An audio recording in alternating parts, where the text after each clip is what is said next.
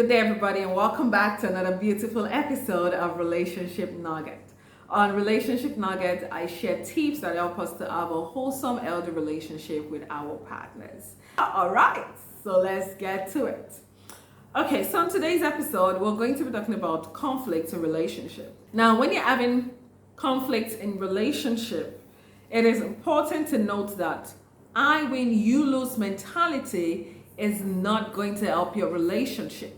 So I win, you lose kind of vibes, kind of energy is not going to help your relationship. Because while you might win the argument, guess what you're doing? You are going to end up losing the relationship, especially if that is an habit for you. So every time you're having conflict, you always just want to point out how the person is wrong. You don't care. You just want to prove that you are right and you are the one that is correct. Guess what?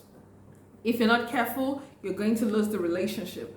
And some of you be like, that's how I do. My guy, he knows me. Like, he has to get it right. Like, he's the one that is wrong. I'm like, when I speak, she cannot speak.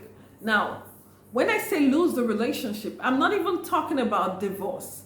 I'm talking about where both of you are just living together and you're not bonding as partners. It's not so much about divorce. It's not even about being separated. There are some couples who are together, but there is no togetherness. There is no wholeness. And that is why I'm giving these tips, because it's not just about staying together, but really enjoying each other's company. So don't say, oh, well, what does she mean by lose the relationship? We're still together, I continue like that. Ask yourself, does my partner still confide in me? Is my partner happy to discuss things that hurt them? Are they happy to resolve conflicts with me? If the answer to that is no, you're on your way to losing that relationship if you don't change that attitude. Okay, so remember that the goal when resolving conflict is to hear each other out. It's not to point fingers at each other to say, oh, you're the wrong, you're wrong, no, it's your fault, it's always you. No.